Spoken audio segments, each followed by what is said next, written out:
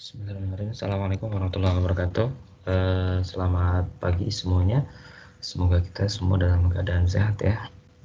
Baik, pertemuan kali ini untuk kuliah ekonomi teknik, saya mendapat bagian untuk menyampaikan tentang bisnis plan ya. Jadi untuk pertemuan kali ini kita akan buka dengan business plan introduction ya, atau pengantar tentang rencana bisnis ya.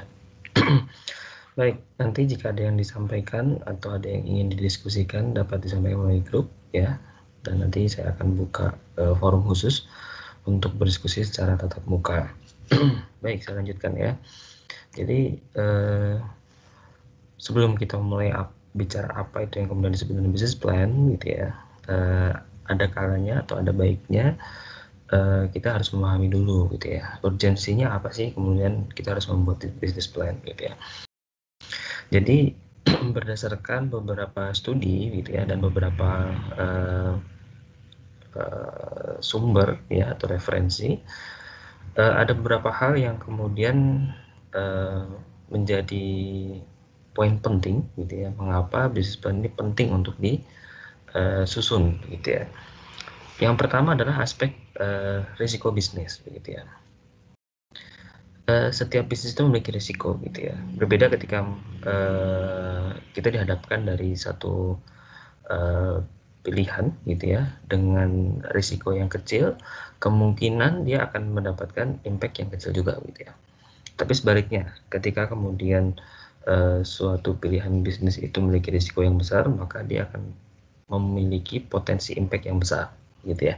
Impact ini dalam hal bisa jadi dalam bentuk finansial atau keuangan gitu ya, atau dalam bentuk yang lainnya ya, value gitu ya, kemudian pengalaman dan sebagainya, networking dan seterusnya. Jadi memang rencana bisnis ini menjadi salah satu tools untuk kemudian bisa melihat seberapa besar risiko yang dihadapi gitu ya. Dan dari definisi yang kemudian bisa didapatkan dari risiko bisnis yang akan kita kembangkan, itu nanti akan terlihat gitu ya. Ke depan kira-kira impact yang didapatkan pada kita itu seperti apa, baik secara keuangan maupun non keuangan ya. Ini menjadi penting. Dan ketika memang kita akan mengharapkan adanya suntikan dana dari investor, maka narasi tentang risiko bisnis ini menjadi penting gitu ya, karena biasanya para investor itu akan melihat gitu ya, risiko dari suatu bisnis yang ditawarkan itu akan seperti apa gitu ya. Nah, ini yang pertama. Kemudian yang kedua, adanya kerumitan proses produksi dan transaksi bisnis gitu ya. Ketika kemudian kita memulai atau akan memulai bisnis begitu ya, ketika tanpa perencanaan, boleh jadi nanti pada saat bisnis itu diimplementasikan kita akan menemukan banyak masalah gitu ya. Kenapa? Karena prosesnya rumit gitu ya.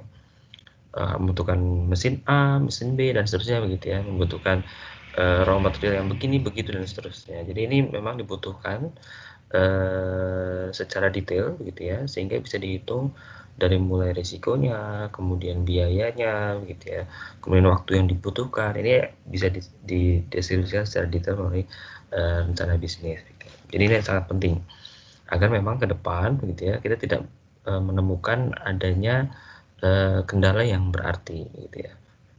Tidak semua dan bisa dipastikan begitu ya, rencana bisnis itu hanya sebatas rencana. Pada saat implementasi pasti akan berubah, ya itu betul. Tetapi dengan adanya perencanaan, setidaknya kita memiliki semacam guideline gitu ya, atau panduan lah kira-kira begitu. Sehingga kalaupun bisnis kita menyimpang gitu ya, itu tidak terlalu jauh gitu ya. Sehingga risikonya pun menjadi lebih terukur. Itu yang kedua. Kemudian yang ketiga, mengapa perencanaan bisnis ini menjadi penting? Ini terkait ketika kita membutuhkan dukungan pendanaan gitu ya.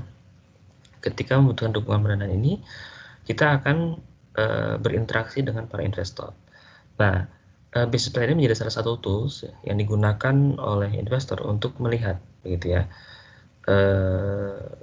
bentuk bisnisnya seperti apa begitu ya, kemudian proyeksi kinerja dari bisnis ini seperti apa dan seterusnya. Kenapa? Karena memang para investor itu akan mengukur, akan melihat begitu ya. Kalau seandainya uang saya ditanamkan dalam bisnis yang ditawarkan gitu ya, ini nanti akan balik modalnya kapan gitu ya. kemudian tingkat pengembaliannya seberapa lama atau seberapa jauh gitu ya. Ini menjadi penting. Ya, mungkin sebelumnya pernah disampaikan juga pada proses perhitungan kelayakan secara finansial gitu ya. Pengukuran kinerja investasi ini juga akan diimplementasikan dalam perencanaan bisnis ini ya. Dan keempat, mengapa business plan menjadi penting? Ini adalah langkah awal atau first step gitu ya untuk menjadi seorang pengusaha atau seorang wirausaha gitu ya. Kenapa? Dengan dilakukannya perencanaan bisnis ini, maka kita bisa melihat gitu ya step by stepnya untuk merealisasikan ide bisnis yang kita miliki. Jadi memang apakah kita akan melibatkan investor ataupun tidak, bisnis plan ini menjadi sangat penting ya untuk mengembangkan bisnis kita. Yang terakhir adalah rencana bisnis ini mengapa urgent untuk dikembangkan atau dibuat begitu ya, karena memang ini menjadi alat bantu untuk proses mensistematikan secara logika bisnis begitu ya. Logika bisnis itu apa ya, kita inginnya untung kan begitu, kita inginnya mendapatkan profit yang sebesar-besarnya gitu ya, dengan menggunakan resources atau sumber daya yang seminimal mungkin. Ini kan prinsip ekonomi yang menjadi logika bisnis yang ya dimanapun seperti itu begitu ya. Nah, untuk memenuhi logika ini maka kita harus melakukan sistematika sehingga kita tidak mengalami kerugian atau sebaliknya begitu ya. Yang seharusnya kita mendapatkan profit yang besar dengan resource yang seminimal mungkin, jangan sampai terbalik gitu ya. Kita menggunakan resources yang maksimal tetapi mendapatkan profit yang minimal. Nah, ini jangan sampai terjadi. Oleh karena itu ini menjadi sangat penting untuk dikembangkan ya. Nih, ini 5 hal yang menjadikan perencanaan bisnis ini itu menjadi cukup urgent untuk disusun ya. Baik. Nah, ada beberapa pendapat yang kemudian menyampaikan gitu ya atau mendeskripsikan ada 2 perbedaan gitu ya antara rencana bisnis dan perencanaan bisnis. Ini satu hal yang mungkin bisa dianggap ada perbedaan ya, walaupun secara sekilas nampak sama gitu ya. Nah, bedanya apa? Saya coba menyampaikan dari beberapa dimensi. Yang pertama dimensi waktu ya. Jadi kalau rencana bisnis atau business plan ini terkait dengan menginisiasi suatu bisnis yang baru atau project yang baru ya. Jadi ini dimulai dari pengembangan organisasinya, kemudian pengembangan produknya, bisa dalam bentuk barang ataupun jasa begitu ya, dan seterusnya. Sementara kalau kita bicara tentang perencanaan bisnis begitu ya, ini lebih ke arah pada pengembangan ya. Jadi kita sudah punya perusahaan ya, atau kita sudah punya bisnis sendiri, kemudian mengembangkan satu produk baru atau kemudian melakukan inovasi dari produk yang sudah ada ya. Nah, ini biasanya disebut dengan business planning. Jadi perencanaannya seperti apa? Biasanya multiple stage ya. Jadi ada tahap 1, tahap 2 dan seterusnya ya gitu. Nah, kemudian kalau bicara dari kompleksitas begitu ya, business plan ini biasanya relatif lebih simpel ya, lebih sederhana. Sementara kalau business planning ini sudah kompleks, detail begitu ya, dan rigid, dan ini biasanya bersifat holistik. Ini bicara tentang kompleksitasnya. Nah, kalau bicara dari struktur ya, di business plan ini setidaknya ada 3 poin yang menjadi concern gitu. Yang pertama ide bisnis ya. Ide bisnisnya itu apa? Kemudian yang kedua bicara tentang pemasaran atau marketing, strateginya seperti apa, kemudian market existingnya sekarang seperti apa, apakah masih masuk dalam kategori blue ocean atau masih sudah masuk mulai ke arah red ocean dan sebagainya begitu ya. Ini perlu menjadi pertimbangan ya. Kemudian yang ketiga adalah aspek keuangan ya. Ini kinerja finansialnya seperti apa, proyeksinya ini penting. Nah, kemudian ketika kalau bicara tentang perencanaan bisnis ini biasanya menyeluruh, sifatnya menyeluruh ya, mencakup pengembangan semua struktur, fungsi organisasi dan sebagainya ya. Nah, kalau dibandingkan berdasarkan jangka waktu, biasanya rencana bisnis ini untuk jangka waktu yang relatif pendek ya, 3-7 tahun. Sementara kalau perencanaan strategis itu perencanaan bisnis itu biasanya jangka panjang, itu 10, ada yang sampai 15 tahun dan seterusnya. Tapi memang ini sangat relatif ya. Jadi tidak bisa dipatok 3-7 tahun atau sampai 10 tahun. Jadi memang ada beberapa bisnis yang memang dia lifetime-nya cukup panjang. Contoh misalnya pabrik kelapa sawit misalnya, bisnis kelapa sawit ini tidak bisa walaupun bentuknya masih business plan gitu ya, jangka pendeknya itu relatively sudah panjang. Kenapa? Karena usianya ya, kalau bisnis kelapa sawit itu usia proyeknya itu tidak mungkin 5 tahun ya. Bahkan itu bisa terhitung sampai 25 atau sampai 30 tahun ya untuk rencana bisnis. Nah, sementara untuk perencanaan bisnisnya itu bisa sampai 50 tahun, 60 tahun dan sebagainya. Contoh misalnya ya, kita ingin mengembangkan bisnis kelapa sawit. Untuk bisnis plan-nya kita menyusun sampai 30 tahun misalnya ya. Jadi mulai penanaman, kemudian membangun pabrik begitu ya, menghasilkan CPO. Nah, perencanaan bisnisnya itu tidak berhenti sampai di CPO ya. Nanti setelah kita punya pabrik CPO, dikembangkan lagi gitu ya untuk membangun refinery misalnya, kemudian dikembangkan lagi untuk menjadi pabrik turunan oleh kimia lainnya dan seterusnya ya. Atau misalnya dikembangkan lagi perencanaan bisnisnya mengarahkan kepada bisnis pembangkit listrik misalnya. Jadi dari cangkang sawit, kemudian dari pomenya dan sebagainya itu dikembangkan menjadi power generator gitu ya, dan itu akan dijual ke PLN misalnya. Jadi memang lebih kompleks ya kalau untuk perencanaan bisnis. Sementara kalau bisnis plan ini relatif lebih simple, lebih waktunya lebih pendek, dan fokusnya juga tidak terlalu meluas ya. Baik. Selanjutnya, sebelum kita bicara tentang business plan, mungkin ada kalanya saya harus menyampaikan dulu apa yang kemudian disebut dengan bisnis gitu ya. Indonesia atau kebanyakan orang Indonesia itu menganggap bisnis ini konteksnya sudah mengarah kepada transaksi finansial ya, atau transaksi keuangan. Jadi kalau saya udah menjual sesuatu atau saya beli satu, itu disebut ada bisnis begitu ya. Dan beberapa konteks itu mengarah pada persepsi yang sifatnya negatif ya. Padahal kalau kita bicara tentang bisnis itu tidak begitu ya. Lebih kepada sesuatu yang harus dilakukan sebenarnya ya. Sesuatu yang harus dilakukan yang kemudian memberikan impact gitu ya pada kita, atau memberikan feedback secara finansial maupun secara value dan sebagainya. Nah, ini penting. Jadi ketika kita kemudian mengembangkan perencanaan bisnis itu, mungkin yang kita kembangkan di awal itu bukan kemudian langsung bicara tentang finansial, tetapi apa yang kemudian akan kita tawarkan secara value, secara nilai, yang kemudian itu nanti akan berimplikasi kepada nominal tertentu yang akan masuk sebagai profit kepada kita ya. Ini menjadi penting. Nah, ada saya tampilkan dalam layar ini ada beberapa pengertian terkait dengan bisnis ya. Saya ambilkan dari beberapa paper. Ada yang bicara tentang organisasi yang menyediakan produk ya, baik itu berupa barang atau jasa begitu ya, yang kemudian mendapatkan profit begitu ya, dan sebagainya. Jadi memang ini penting untuk ditanamkan dalam pemahaman kita. Jadi tidak semata-mata kemudian bisnis itu bicara tentang finansial, tapi di sana ada proses produksi, ada pengembangan ide di sana begitu ya. Kemudian ada value yang ditarik gitu ya, atau ditawarkan kepada customer kita atau calon customer kita gitu, dan seterusnya ya. Baik.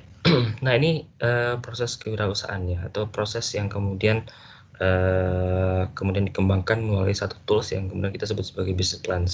Ini yang dikenal sebagai Timmons model begitu ya, di mana business plan itu menjawab yang namanya gaps ya, antara resources begitu ya, dan antara opportunity. Jadi di sana ada peluang, kemudian di sana ada sumber daya yang kemudian kita kelola oleh tim gitu ya. Itu menjadi suatu produk yang bisa menjawab kebutuhan tersebut gitu ya, dari sumber daya yang tersedia. Nah, ini menjadi penting gitu ya, sehingga di awal ini ketika kemudian kita akan mengembangkan suatu business plan, maka kita harus bisa menjawab gitu ya. Kita harus bisa menjawab peluang apa sih yang ada di masyarakat gitu ya, atau di pasar. Kemudian kita bisa memproses kebutuhan itu dari sumber yang ada gitu ya. Kita proses menjadi membantu customer tersebut atau masyarakat itu terpenuhi kebutuhannya ya. Contoh yang sangat menarik gitu ya. Contoh yang sangat menarik dari model ini adalah ketika kemunculannya ojek online. Ini sangat menarik sebenarnya. waktu itu kemunculannya ada di Jakarta ya. Di Jakarta itu kondisinya macet gitu ya, kemudian waktunya tidak efisien misalnya, dan biaya transportasi mahal dan sebagainya. Ini menjadi suatu apa ya, momok bagi masyarakat di Jakarta waktu itu. Nah, kemunculannya ojek online ini menjadi semacam secerca harapan gitu ya. Salah satu alternatif transportasi yang murah, simple ya, dan tepat sasaran. Bisa mengantarkan tepat waktu, gitu karena pakai motor ya, pakai motor sehingga bisa menghindari kemacetan dan sebagainya. Ini adalah bentuk dari model yang dikembangkan oleh si Timmons ini ya. Jadi ada opportunity di sana, kebutuhan waktu, harga yang referensinya dibutuhkan murah begitu ya, dan ya seperti itu untuk menghindari kemacetan, kebutuhan efisiensi waktu yang tinggi dan sebagainya. Nah, kemudian dijawablah dengan ojek online ini. Ini menarik bagi saya ya, dan ini ternyata menimbulkan fenomena yang bersifat snowball gitu ya, terus membesar dan bahkan hingga saat ini menjadi gaya hidup yang baru gitu ya, dan ini bisa menyebar ke seluruh Indonesia ya, dan bahkan di beberapa negara cukup menarik gitu ya pertumbuhannya. Baik, ini yang kemudian kita kenal sebagai Timmons model ya. Nah, selanjutnya saya akan menyampaikan bentuk rencana bisnis yang baik gitu ya. Jadi siapapun bisa buat gitu ya, dan banyak yang sudah mencoba untuk menyusun bisnis plan, tapi memang tidak semuanya menjadi menarik gitu ya. Mungkin boleh jadi idenya bagus ya, bahkan mungkin kinerja finansialnya juga baik gitu ya, pengembaliannya cepat ya, profitnya besar dan sebagainya begitu ya. Namun belum tentu yang demikian itu dapat disampaikan dengan baik ya, ketika memang penyusunan rencana bisnisnya tidak baik juga gitu ya. Nah, ini ada beberapa tips gitu ya, atau beberapa catatan gitu ya, yang dapat menggambarkan bisnis plan yang baik gitu. Yang pertama adalah singkat dan padat ya. Investor biasanya tidak membutuhkan informasi yang bertele-tele ya, atau informasi yang panjang lebar begitu ya, cerita A, B, C dan yang tidak penting begitu ya, tapi dia membutuhkan singkat, padat dan jelas ya. Kemudian yang kedua, terorganisir rapi dengan penampilan menarik ya. Jadi memang sistematikanya jelas begitu ya, narasinya punya cerita yang mudah difahami begitu ya, dan kemudian penampilannya menarik atau eye catching begitu ya. Jadi desain itu menjadi sangat penting. Jadi kalau buat business plan itu jangan buat seperti laporan skripsi ya, kaku, lembarannya putih semua, tulisannya hitam semua, pakai Times New Roman gitu ya. Kemudian tulisannya dibuat poin per poin gitu ya, tidak ada grafisnya dan sebagainya. Tidak bisa seperti itu, tapi business plan dibuat disajikan dengan sebaik mungkin, punya tampilan yang menarik dan mudah dibaca gitu ya, mudah dimengerti dan sebagainya ya. Kemudian yang ketiga, rencana yang menjanjikan ya. Jangan sekali-kali membuatkan perencanaan bisnis yang tidak menjanjikan. Kenapa? Kalau tidak menjanjikan berarti itu bukan bisnis yang baik ya. Tapi ingat gitu ya, pada poin yang keempat, hindari melebih-lebihkan proyeksi. Jadi walaupun menjanjikan, tetapi jangan sampai proyeksi yang kita lakukan gitu ya, itu terlalu melampaui batas atau kemudian menjadi sesuatu yang tidak masuk akal gitu ya. Kalau melebih-lebihkan ini menjadi seperti bodong gitu ya, atau ini pembohongan publik, atau misalnya ini akan menipu investor begitu ya. Oleh itu ini harus dihilangkan. Dan kemudian yang patut disampaikan dalam perencanaan bisnis ini adalah risiko-risiko bisnis yang mungkin akan muncul dan akan mempengaruhi bisnis yang kita tawarkan. Ini penting. Kenapa? Karena si investor gitu ya, atau si pendana atau calon pendana dari bisnis yang kita tawarkan itu perlu mengetahui risiko-risiko yang akan mempengaruhi dari bisnis yang kita tawarkan, supaya dia bisa mengukur tingkat kegagalan dari bisnis ini seperti apa gitu ya. Ini penting. Kemudian yang berikutnya adalah ada tim yang terpercaya dan efektif, artinya tidak terlalu banyak orang. Terpercaya biasanya ditunjukkan dari portofolio personil yang memang mumpuni di bidangnya begitu ya, atau punya pengalaman yang cukup gitu ya. Dan seterusnya adalah bicara tentang fokus, jadi tidak bias begitu ya, Contoh misalnya kita mau bisnis makanan, ya kita bicarakan adalah bisnis makanannya. Jangan sampai kita bisnis makanan tetapi di belakang ada tambahan bisnis ya atau additional bisnis yang lainnya, bicara tentang kerajinan lah, bicara tentang bisnis pulsa dan sebagainya gitu ya. Jangan sampai seperti itu. Kalaupun ada set bisnisnya itu tidak perlu disampaikan ya. Ya tidak perlu disampaikan, ataupun kalaupun disampaikan cukup kecil saja gitu ya. Jangan sampai kemudian ada ditambahkan bisnis yang tidak menjadi fokus, atau kemudian ada 2 bisnis yang ditawarkan tetapi judulnya cukup 1 gitu ya. Ini menjadi membingungkan bagi para investor. Contoh misalnya ya, kita ingin menawarkan satu konsep bisnis yang lagi populer sekarang adalah online shopping misalnya ya, semacam Tokopedia atau Bukalapak dan sebagainya.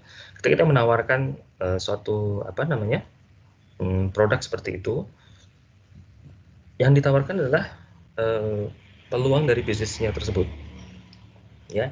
Jangan sampai kemudian kita muncul lagi adanya bisnis fintech di dalamnya gitu ya, pendanaan dan sebagainya, atau bisnis kurirnya gitu ya dimunculkan di sana. Boleh ditampilkan tetapi tidak menjadi fokus gitu ya. Jadi memang itu adalah set bisnis yang bisa menambahkan atau memberikan penambahan profit gitu ya. Oke, kemudian target pasarnya jelas, disampaikan secara realistik dan spesifik ya. Nah, ini ada beberapa hal yang cukup mendasar begitu ya dalam memulai menulis business plan ya. Jadi yang pertama diawali dengan ide bisnis, kemudian ide bisnis ini harus sebagai jawaban dari tadi ya, peluang yang ada, opportunity ya, kebutuhan masyarakat, kebutuhan calon customer gitu. Kita jawab dengan produk kita gitu ya. Dan memastikan kita adalah orang yang tepat untuk mengerjakan itu ya. Kita punya pengalaman, kita punya tim yang baik, tim yang solid dan sebagainya gitu ya. Kemudian yang keempat, ide tersebut merupakan cara yang tepat untuk menghasilkan keuntungan. Kadang-kadang ada ide yang baik, menarik, tetapi dia tidak bisa menghasilkan profit yang cukup memuaskan gitu ya. Nah, ini juga penting karena kita bicara rencana bisnis ya, kita punya target untuk mendapatkan profit. Oleh karena itu, cara menghasilkan keuntungan ini menjadi penting untuk menjadi concern ya. Kemudian siapa pembeli produk Anda. Jadi opportunity itu harus jelas nantinya ya. Customer-nya siapa, calon customer-nya siapa gitu ya. Harus secara definisi itu harus jelas ya. Kemudian terakhir adalah dana untuk mulai bisnis ya. Nah, terkadang memang hampir setiap orang mempermasalahkan di poin terakhir ini ya, mungkin dari 1, 2, 3, 4, 5 beres gitu ya. Tapi di poin terakhir ini menjadi kendala. Saya nggak punya dana gitu ya. Nah, ingat, dana itu tidak harus kemudian kita keluarkan dari kantong sendiri. Kalaupun kita akan mengeluarkan dari kantong sendiri begitu ya, perencanaan bisnis tetap harus dibuat. Untuk apa? Untuk mengukur ya seberapa banyak uang yang sudah dikeluarkan gitu ya, kemudian mengukur tingkat keuntungan seperti apa, ini perlu disusun menjadi business plan ya. Tapi setidaknya dana ini bisa didatangkan dari luar ya, dari mitra kita, dari perbankan dan sebagainya ya. Oke, bagian utama dari rencana bisnis ini ada 3. Yang pertama konsep bisnis ya, apakah bentuknya bidang industri ya, industri manufaktur, industri jasa dan sebagainya. Kemudian struktur bisnis seperti apa, penawaran produk jasanya seperti apa, dan cara masuk bisnis harus jelas ya. Dan yang kedua bicara tentang market atau pasar ya. Ini kemudian kita harus menjelaskan konsumen potensialnya seperti apa ya. Kenapa calon customer kita atau konsumen tersebut mau membeli produk kita ya. Kemudian kondisi persaingannya seperti apa ya. Apakah kita bermain baru atau kita sudah berada dalam posisi yang sudah tertinggal sehingga pesaing sudah cukup banyak, seperti apa. Kemudian posisi dalam persaingannya itu harus dipetakan ya, kita posisinya di mana dan seterusnya. Kemudian terakhir adalah rencana keuangan. Ini estimasi pendapatan, analisis break even point, ya kemudian indikator kinerja dari investasi dan sebagainya ya. Nah, ini ada tahapnya nih, ada beberapa yang perlu kita lakukan gitu ya. Tahap yang pertama adalah mengembangkan strategi ya dari perencanaan itu. Kemudian yang kedua, membuat lebih simpel ya, kemudian membuat lebih pendek ya perencanaannya supaya lebih implementatif dan applicable di lapangan. Kemudian yang ketiga adalah memanage dari progress ya. Terus di-update terus kegiatan ide-idenya, kemudian perencanaan seperti apa ya. Kemudian menyusun perencanaan itu menjadi lebih atraktif ya, dengan penjelasan yang cukup tepat gitu ya, sehingga mudah dipahami, sistematikanya jelas begitu ya, dan tidak terkesan lebay lah kira-kira begitu ya. Dan yang terakhir adalah secara konsisten ya untuk melakukan updating terhadap plan ya, terhadap perencanaan ya, seperti itu. Nah, ini ada beberapa tahap nih ya, atau beberapa yang perlu dilakukan dalam business plan ya. Jadi ada kita menyusun covernya begitu ya. Kemudian kita harus menyusun executive summary. Nah, biasanya ini kuncinya ya. Para investor itu hanya melihat executive summary ya. Kalau dia tertarik, dia baru melihat secara detail di dalamnya. Kalau di executive summary ini sudah tidak menarik, biasanya dalamnya tidak akan dibaca, dia langsung reject ya gitu. Ya, ada penjelasan company-nya ya, atau pelaku bisnis nanti seperti apa, produknya seperti apa, marketing plan-nya seperti apa, ya, operational plan-nya seperti apa, kemudian manajemennya bagaimana bentuknya, dan terakhir financial plan. Ya, ini yang harus ada dalam business plan. Nih ya, di awal tadi sudah cukup jelas sebenarnya, tapi setidaknya kombinasi bisa dari ini: rencana eksekutif, diskusi bisnis, strategi pemasaran, analisis persaingan, ya, rencana desain dan pengembangan, rencana operasi, dan terakhir adalah analisis rencana keuangan ya. Nah, untuk rencana eksekutif ini biasanya merupakan rangkuman ya dari apa yang sudah kita lakukan dalam penyusunan perencanaan bisnis ya. Dari mulai konsep bisnis, misi perusahaan, produk jasa yang ditawarkan itu seperti apa, persaingannya seperti apa, target dan ukuran pasarnya juga dijelaskan gitu ya. Kita mau ngambil pasar berapa persen dari marketnya begitu ya. Kemudian strategi pasar seperti pemasaran seperti apa, tim manajemennya siapa saja gitu ya, sudah berpengalaman atau tidak, dan terakhir adalah proyeksi keuangan ya. Nah, kemudian kalau kita bicara tentang gambaran perusahaan, ini kalau sudah ada perusahaannya ya, kalau belum ada perusahaannya ini perlu mungkin nanti dijelaskan nanti ke depan perusahaannya nanti akan bentuknya seperti apa gitu ya. Kalau sudah ada ya dijelaskan identitas perusahaannya siapa, lokasinya di mana, visi misinya bagaimana, kemudian kilasan atau singkat jasa atau produk yang sudah diproduksi selama ini seperti apa gitu ya, sebagai portofolio misalnya gitu ya. Kemudian perkembangan saat ini perusahaannya sudah sampai mana gitu ya, sehat atau tidak cash flow-nya, kemudian punya posisi yang cukup baik atau tidak dalam persepsi market misalnya begitu ya, itu harus disampaikan. Terus status hukum dan kepemilikan, jadi pemilik perusahaannya siapa ya, kalau bentuknya PT, komisarisnya siapa, dan seterusnya ya. Ini untuk melihat track record dari perusahaan yang menawarkan business plan ya. Strategi pemasaran ini penting, kita harus memperlihatkan bagaimana tren atau pertumbuhan dari produk yang kita tawarkan gitu ya. Kemudian gambaran pasarnya ya, saat ini market leadernya siapa ya, kemudian second leadernya siapa, atau misalnya kita buat top 5 leadernya dalam industri tersebut siapa saja ya. Kemudian bagaimana kita memulai atau masuk pada atau penetrasi dalam pasar tersebut gitu ya. Kemudian ukurannya seperti apa, peluang strategisnya seperti apa, kenapa bisa muncul peluang kita untuk masuki pasar tersebut begitu ya. Kemudian kita mempunyai target untuk gaining marketnya seberapa besar gitu ya, sampai kemudian adaptasi pasar ya. Kemudian kita juga perlu untuk memunculkan analisis persaingan ya. Siapa pesaing kita nanti kalau kita masuk ke pasar tersebut gitu ya. Kemudian posisinya kita buat mapping ya, misalnya ada 10 yang terkenal, kemudian ada yang mungkin ada 15 yang middle misalnya, itu diplot dalam satu matrix begitu ya. Siapa yang menjadi market leadernya gitu ya, siapa yang kemudian cukup agresif pertumbuhannya, ini harus dipetakan supaya kita mampu menyamai ritme bisnis mereka ya. Kemudian distribusi pasar-pasarnya seperti apa ya, kelebihan dibanding pesaing dan sebagainya, ini perlu disampaikan dalam business plan.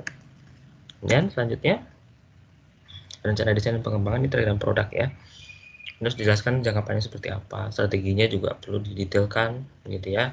Mungkin ada 1, 2, 3 strategi yang sifatnya umum, kemudian detailkan lagi yang secara spesifik misalnya seperti itu. Kemudian sasaran-sasaran dan jadwal pencapaiannya harus dijelaskan ya, atau kita sebutnya sebagai milestone, misalnya ada 5 tahun atau 10 tahun, per 2 tahunnya targetnya seperti apa, itu perlu disampaikan ya. Kemudian evaluasi risiko ya, yang berpeluang akan mempengaruhi bisnis kita, itu coba dibuat listnya dan kemudian dibuat exit plan-nya seperti apa ya, untuk mengendalikan risiko tersebut. Kemudian rencana operasi dan manajemen ya, fasilitas produksinya ya, proses produksinya seperti apa, ini harus jelas ya, harus mampu mendeskripsikan dengan baik ya, pengendalian persediaannya seperti apa, mengatur vendornya ada atau tidak gitu ya, jaminan ketersediaan bahan baku misalnya ya, kemudian distribusi nanti seperti apa, R&D-nya seperti apa, research and development produknya ya, kemudian kontrol keuangan, tim manajemen, konsultan yang terlibat siapa saja dan sebagainya ya. Dan terakhir ya, yang harus ada adalah analisis rencana keuangan.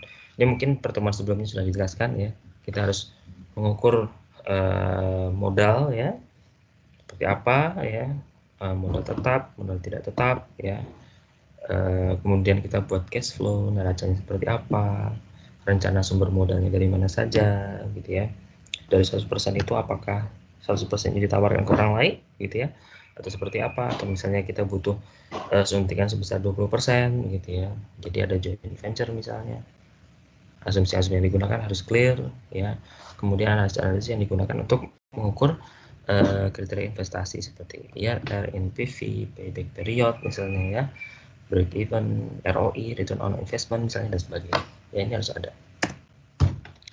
Kemudian yang perlu dilampirkan ada beberapa hal. Yang pertama kontrak misalnya, contoh misalnya kontrak kita dengan calon customer, ini menjadi daya tarik tersendiri biasanya ya, berbeda ketika ada business plan yang belum ada kontraknya dan yang ada yang sudah kontraknya. Biasanya lebih menarik yang sudah ada kontraknya. Kenapa? Karena customer sudah jelas ya. Kemudian rekomendasi dari dinas, dari kementerian dan sebagainya gitu ya, ini menjadi penting. Nah, foto-foto ini juga menarik biasanya, bagaimana kita sudah melakukan penelitian ya, produk contoh mock up-nya misalnya seperti itu ya, kegiatan survei lapangan misalnya, survei pasar dan sebagainya, rincian keuangan dan sumber dan seterusnya ya. Nah, ini rencana bisnis yang baik biasanya harus ditampilkan dalam kondisi yang menarik, rapi gitu ya. Panjang halaman tidak terlalu banyak, 10-20 halaman saja gitu ya. Ada halaman muka dan judul, dan ringkasan, ada daftar isi, dan yang jelas di dalamnya tertera kontak person. Jangan sampai lupa ya. Nah, ini tahapannya ya. Nanti di mata kuliah ini saya akan minta kalian untuk menyusun sebuah business plan ya, dan nanti di akhir kuliah ini akan saya minta untuk presentasi. Tahapannya adalah pertama kalian harus mengembangkan ide ya. Nanti saya akan minta kalian untuk buat kelompok, kemudian mengembangkan idenya ya, kemudian ide tersebut disusun berdasarkan tadi poin-poin yang ada di proses bisnis, perencanaan bisnis begitu ya. Kemudian nanti akan saya minta kalian untuk membuat papernya ya, dalam berupa perencanaan bisnis yang isinya mungkin cuma 10-20 halaman, tetapi isinya harus padat, jelas ya, kemudian tampilannya eye catching ya, menarik, dan memenuhi kaidah-kaidah penyusunan bisnis plan ya. Dan kalian lakukan perumusan konsep usahanya, studi kelayanannya, sampai kemudian menyusun dokumen bisnis plan ya. Dan di akhir saya minta kalian akan mempresentasikannya ya sebaik mungkin, seolah-olah nanti akan dipresentasikan di hadapan para investor ya. Saya kira itu yang dapat saya sampaikan untuk pertemuan kali ini. Ingat begitu ya, inovasi itu membedakan dari pemimpin dan para pengikut ya, between the leader and the follower. Jadi ini salah satu pesan yang menarik buat saya gitu ya, ini dari pesannya Steve Jobs gitu ya. Jadi yang membuat berbeda antara perusahaan pengekor atau menjadi pemimpin adalah dari inovasi. Oleh karena itu memang perencanaan bisnis itu diawali dari inovasi ya, dan itu adalah cikal bakal dari kesuksesan kalian dalam mengembangkan bisnis. Saya kira ini yang dapat saya sampaikan. Jika ada yang ingin disampaikan atau ingin ada yang didiskusikan, silahkan nanti sampaikan di grup, nanti saya akan buka forum ya. Seharusnya ini ada yang menginginkan untuk diskusi tatap muka. Mengapa? Karena ini adalah topik yang menarik, karena saat ini dari Kementerian Pendidikan dan Kebudayaan gitu ya, itu mendorong ya dari lulusan sarjana itu bisa memulai bisnis sendiri gitu ya, tanpa harus kemudian menggantungkan pada lapangan pekerjaan yang sudah ada. Jadi memang ini salah satu dorongan yang sifatnya masif gitu ya dari negara kita untuk menciptakan wirausahaan baru ya. Berawalnya dari mana? Dari kemampuan untuk menyusun bisnis plan. Saya kira cukup. Terima kasih. Assalamualaikum warahmatullahi wabarakatuh.